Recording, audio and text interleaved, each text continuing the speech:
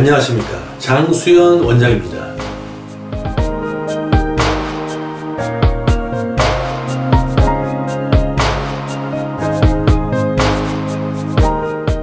제가 20년 이상 오로지 음경확대 수술, 조루 수술만을 12,000케이스 이상 시행하면서 크게 중점을 두었던 부분이 있습니다. 수술을 고민하는 분들께 정확한 의료 정보를 충분하고도 투명하고 자세히 전달하고 그분들이 충분히 숙고한 후 수술을 결정하도록 하는 것이었습니다. 제가 오랜 기간 이 수술에만 집중하면서 많은 병원들이 생겨났다가 폐업하기를 반복했고, 이 음경확대 수술, 조루 수술을 본인들이 제일 잘한다면서 이 수술의 전문가라며 광고를 하다가 지금은 이 수술보다는 다른 진료를 주로 하는 의사들이 부지기수입니다. 이 수술을 받으려는 분들 입장에서 볼 때 누구나 더 크게, 더 강하게, 그러면서도 간단하게 본인의 외소증이나 조루증 완치를 바라는 것은 당연합니다.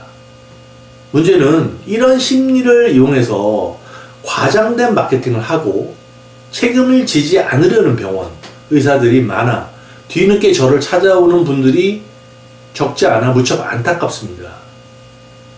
결국 이런 과장 광고에 이용되는 것들의 특징은 언뜻 들었을 때 혹한 것들입니다. 문제는 지속성, 안정성이 떨어지고 최종적인 성적표는 아주 좋지 않다는 것입니다. 대표적인 것이 필러 주사 확대입니다. 필러 물질 자체가 결국 이물질이며, 이런 이물질은 안전하지 못한 제품일수록 조직은 허혈성 비대가 생긴다는 것입니다.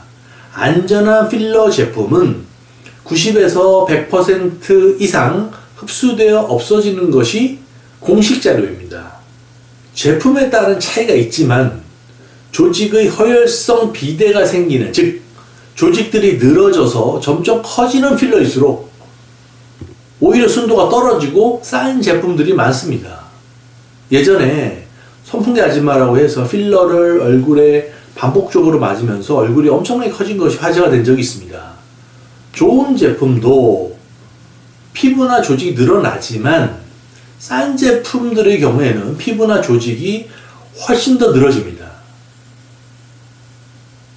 필러 주사를 하는 의사 입장에서는 거의 모두 흡수가 될 수밖에 없는 좋은 제품의 필러는 아이러니하게도 효과가 없어져 오히려 싼 제품, 순도가 떨어지는 제품을 쓰게 됩니다. 극단적인 예로 과거에 바세린, 파라핀 같은 위험한 물질을 야매로 주사했던 시절도 있었는데, 이 경우 허혈성 조직 비대, 즉 산소 공급이 거의 없어지면서 조직이 수년에 걸쳐서 점점 더 커졌습니다. 커지니까 좋은 것 아니냐고 할 수 있지만 결국 조직의 허혈성 변화는 혈류가 사라지고 면역이 없어지며 재생이 불가능해지는 심각한 문제를 일으킵니다. 결국 싼 필러 물질은 심각한 조직 변성을 일으켜 영구적인 합병증을 유발합니다. 필러 주사 확대를 홍보하는 병원에서 가시적으로 크기가 쉽게 커져 피부가 늘어나는 싼 재료가 역설적으로 이점을 가집니다. 원가도 적으니 그 유혹을 이기기가 쉽지 않습니다.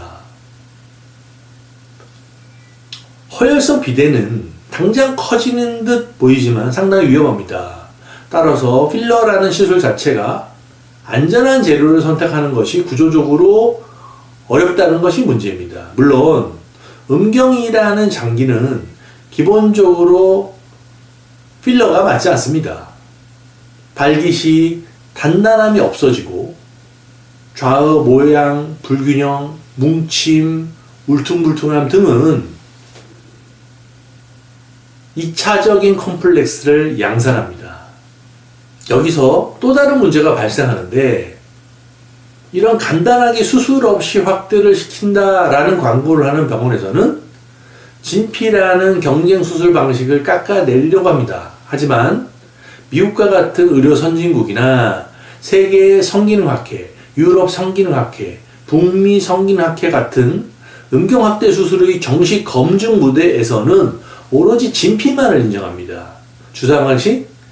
말만 들어도 의사들은 고개를 절레절레 합니다. 미국과 같은 나라는 의료 소송이 엄청나게 발달한 나라이며 소송 규모 또한 우리와는 비교가 안 됩니다. 바꿔 말하면 부작용과 합병증이 빈발하는 수술법은 살아남을 수가 없습니다. 왜냐하면 잘못하면 병원에서 받는 수술비보다 물어줘야 하는 배상액이 훨씬 더 크기 때문입니다. 미국 같은 곳에서는 예측할 수 없는 문제들이 많은 치료법은 배제된다는 것입니다. 필러 지방 주사와 같은 방식의 확대 수술은 부작용과 합병증이 너무 많아 미국 같은 나라에서는 마이너 시술 정도밖에 안 됩니다. 우리나라도 과거에 비해 이런 불안전한 방식은 현저하게 줄어들었지만 아직도 관고하는 병원들이 있습니다. 이런 곳에서는 오히려 진피 확대 수술을 받은 경우 아주 일부에서 생긴 특이하고 드문 문제를 침소봉대합니다.